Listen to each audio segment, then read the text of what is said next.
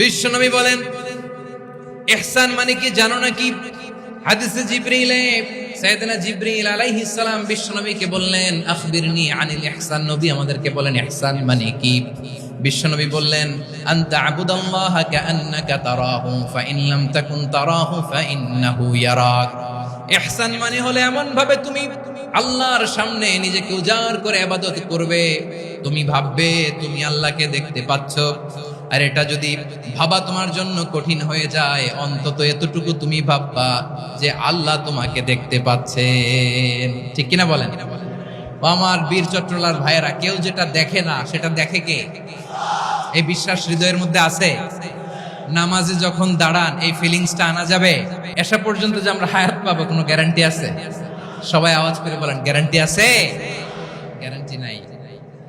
এজন্য বিষ্ণু ইসলাম বলেছে এমন ভাবে নামাজে দাঁড়াও, ইবাদত করো, মনে করো হতে পারে এটাই আমার জীবনের শেষ নামাজ।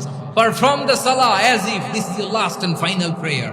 এমন ভাবে সালাতে দাঁড়াও, ভাবো হতে পারে এটাই তোমার জীবনের শেষ নামাজ। এমন ভাবে নামাজে দাঁড়াও, ভাবো এটাই শেষ নামাজ। তাহলে নামাজে একাগ্রতা বাড়ায় দিবে কে? ফলে ইবাদতের ইহসান আমাদের অর্জিত হবে।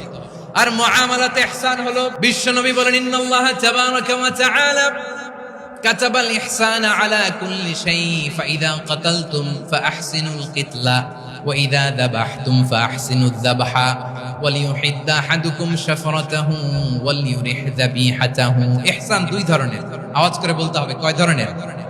একটা হচ্ছে ইহসান ফিল ইবাদা, ইবাদতে ইহসান। ইবাদতে ইহসান কি? একাগ্র অনুভব দিয়ে ইবাদত, মন প্রাণ দিয়ে ইবাদত। আর মুআমালাতে ইহসান কি?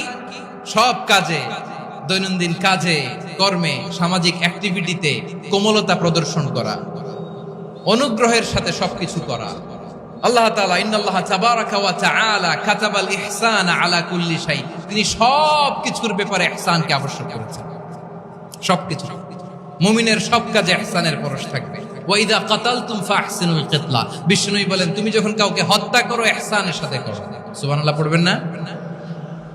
যখন হত্যা করো তখনও ইহসানের সাথে। আচ্ছা হত্যা করবো আবার ইহসান আসবে করতে, করে তো মেরেই ফেলবো আমি। আল্লাহ, ও ভাই একজন খুন করেছে, খুনি, রাষ্ট্রীয় আইনে তার শাস্তি হয়েছে ডেথ পেনাল্টি, মৃত্যুদণ্ড। এখন মৃত্যুদণ্ড দেখে আপনি যেমনি মন চায় তেমনি মারবেন লোকটারে? ওর নাক কেটে ফেলতে পারবেন? ওর কান কাটতে পারবেন? ওর চোখ উপড়ে ফেলতে পারবেন আপনি? যেমন মন চায় তার অঙ্গহানি করা যাবে না। ইহসানের সাথে তাকে হত্যা করবে। সুবহানাল্লাহ, this is Islam, this is the true essence of Islam. ওয়া ইযা যাবাহতুম ফাহসিনুয যাবহা, যখন জবাই করবে তখনও ইহসানের সাথে জবাই করবে। করব জবাই, ওইখানেও নাকি ইহসান। আচ্ছা কুরবানির দিন আমরা পশুগুলোরে কি করি বলেন? সবাই আওয়াজ করে জবাই। জবাই মানে তো এটারে মেরেই ফেলতেছি, একটু পরে তো টুকরো টুকরো করে গোশতগুলো খাবো, এটারে তো খাবো, এটারে তো মেরেই ফেলবে। বিষ্ণু বলে না, জবাইয়ের মধ্যেও মুমিনের জবের ভেতরেও ইহসানের পরশ থাকা চাই। যখন জবাই করবে প্রাণীটাকে হাত পা টাইট করে বেঁধে নাও, ছুরিটাকে শার্পেন করে নাও, ধারালো করে নাও, যাতে অল্প সময়ে জবাইটা হয়ে যায়, প্রাণীটা যাতে কম কষ্ট পায়। সুবহানাল্লাহ পড়েন। দিস ইজ কল্ড ইহসান। আল্লাহ তাআলা যেমনি আদলের আদেশ করেছেন, ন্যায় বিচার, জাস্টিস এনশিওর করতে বলেছেন, সমাজে ইহসানের ব্যবহার, ইহসানের অনুশীলন তিনি করতে বলেছেন। এজন্য মুমিনের প্রতিটি কাজে, আমার চট্টগ্রামের ভাইরা আমার দিকে তাকান, খেয়াল করে শুনুন, মুমিন জীবনের প্রতিটি কাজে ইহসানের পরশ থাকা চাই।